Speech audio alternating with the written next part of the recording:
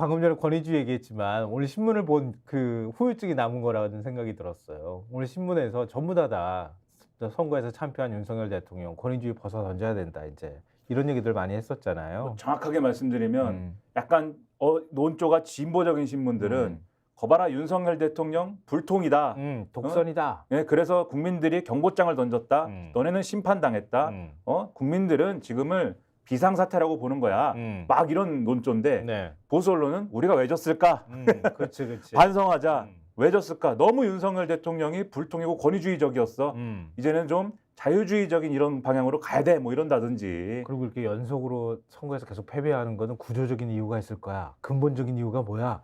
그래서 뭐 인구 구조의 변화라든가 아니면은 어떤 그 이념 지형의 변화나 이런 것들을 이렇게 막 들춰보기 시작하는 거 아니에요, 지금? 그렇죠. 그래서 앞으로 이기려면 다 끌어모을 수 있어야 돼. 맞아, 정말 맞아. 그렇게 하지 않으면 안 돼. 이러는데 음. 어제 제가 또 다른 이런 어제 갑자기 일이 생겨서 라디오 방송 이런 데 갔는데 네. 이제 진행하시는 분이 이제 정치학과 교수님이었어요. 근데 그분도 이제 그런 말씀 하시더라고요. 이번 선거에 이념 구조의 어떤 변화나 이런 게 얼마나 반영됐다고 생각하느냐 이런 거 이제 잠깐 물어보시던데 네. 근데 저는 사실 뭐 제가 그 정도의 식견이나 무슨 학문적 깊이가 있는 사람은 아니지 않습니까?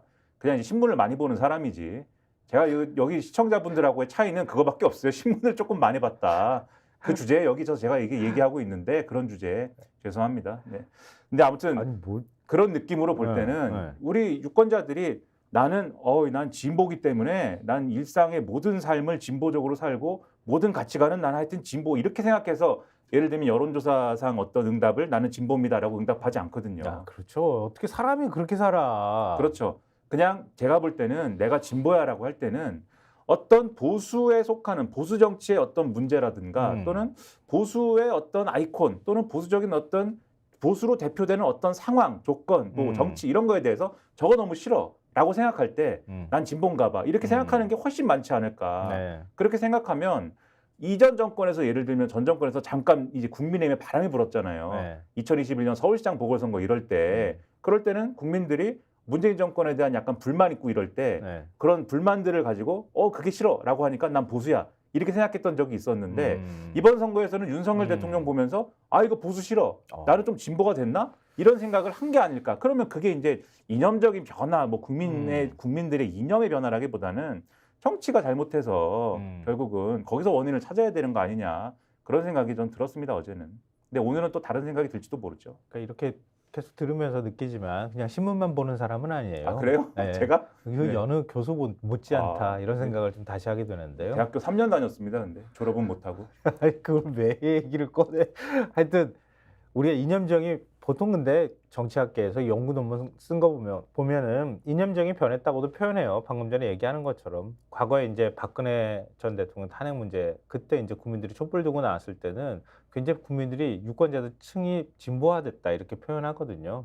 그러니까 그 근본적인 어떤 현상의 측면에서는 김이나 평론가가 얘기한 거랑 비슷한 것 같아요. 그리고 문재인 정부 이후에는 또 그런 현상이 나타났고 그리고 또 이제 그거에 반사적인 어떤 혜택을 누렸다고 해야 되나요? 윤석열이라고 하는 새로운 어떤 대통령이 등장했는데 뭐야 이건 보수도 아니고 이건 보수라고 봐야 되나 말아야 되나 지금 헷갈리고 보수 지지층이 지금 그런 거예요. 뭐야 이게 이거 도대체 보수가 뭐야? 아닌가? 이게 뭐 좀 헷갈리는 그런 상황. 그러니까 정체성까지 지금 모호해지는 이런 상황이 왔다. 근데 뭐 제가 이런 또 상황인데. 하나만 여기서 네. 이제 이게 서두가 너무- 긴데 네. 하나만 말씀드리면 그런데 선거 분위기가 좋으면요.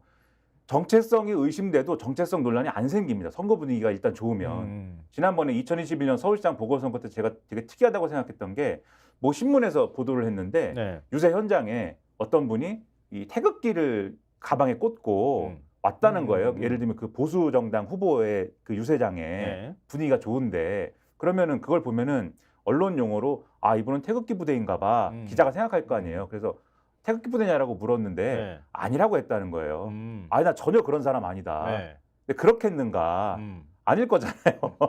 거기 그걸 꽂고 오셨으면은 이념 지형상으로는 굉장히 우측에 있는 분이실 거 아니에요. 그리고 주말에 광화문 나가면 많아요. 그렇죠. 그런데. 그리고 국민의힘 후보, 예를 들면 보수정당 후보가 중도에 가까운 메시지를 막 발산하고 있으면은 만약에 선거 분위기가 안 좋으면은 당신 민주당이야? 우리는 그런 사람 싫어. 이렇게 얘기할 건데 선거 분위기가 좋고 이길 것 같으니까 오히려 내가 그런 사람이 아니다라고 얘기한다. 그래서 선거 분위기가 좋으면 그리고 잘하면 윤석열 대통령이 잘하면 보수층에서 굳이 그런 정체성 논란도 없고 한동훈 비대위원장이랑 안 싸우면 보수 지지층이 분열도 안 하는데 저는 그래서 이해가 안 됩니다. 총체적으로 왜 이렇게 됐는지에 대해서 윤석열 대통령이 왜 저런 리더십으로 하는지에 대해서 어떤 생각을 이해하는 하길래 사람이 없어요. 그렇죠. 어떤 신문도 이해 못 하고 있어. 참모들도 이해를 못 한다라고 조선일보가 지난번에 사설에 썼어요. 그 얘기들을 오늘 저희가 쭉 풀어드리도록 할게요. 먼저 한겨레 신문 일면부터 보여주십시오. 자, 한동훈 사태, 총리 용산 참모진 사이, 혼돈의 여권 이렇게 이제 일면 제목을 달았는데요. 그러니까 뭐 다른 신문들도 다 사실 참모진들이나 총리가 사퇴하고 뭐 한동훈 위원장 사퇴했다는 소식을 전하고 있는데 굳이 한겨레 신문 일면을 저희가 뽑은 이유는 혼돈의 여건이라고 하는 표현 때문이에요.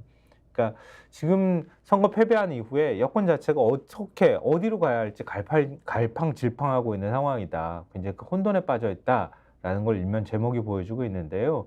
아까 김민하 평론가가 얘기했던 거에 연장선이 될 만한 얘기인 것 같은데 원래 준비했던 건 아니지만 그 아래 하단의 기사 보시면 임계점 보여준 민심, 국정운영 비상사태로 본 것 이렇게 코멘트를 좀 달아놨는데요. 기사 아마 보이실 거예요.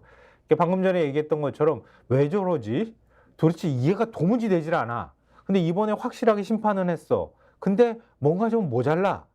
아니 192석을 범야권에 주고도 이거 조금 더 줬어야 되는 거 아닌가 이런 생각을 하거나 한쪽에서는 선을 하긴 했지만 그게 또 납득이 안 가는 거 아닌 것 같은 희한한 상황이 지금 벌어지고 있는 거예요.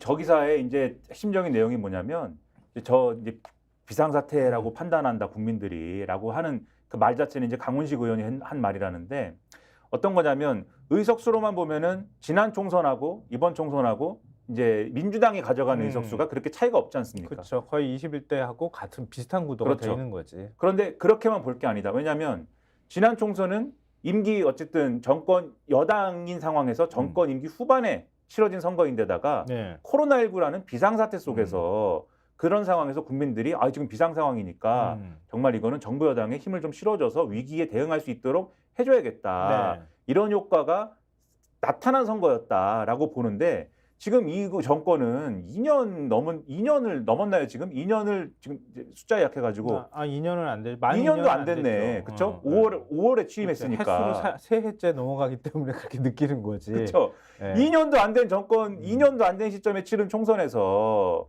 이렇게 의석을 몰아줬다는 거는 임기 후반부 코로나19 상황에 비한 그 정도에 비견되는 어떤 비상 상황이다라고 국민들이 인식을 했기 때문에 그래서 의석을 이렇게 몰아줬다고 볼 수밖에 없는 거여서 그 차이는 엄청난 거다라고 지금 해석을 하더라. 이런 스픽스는 말하는 언론입니다. 대세는 유튜브, 그중에서 스픽스. 좋아요, 댓글, 구독, 알림 설정.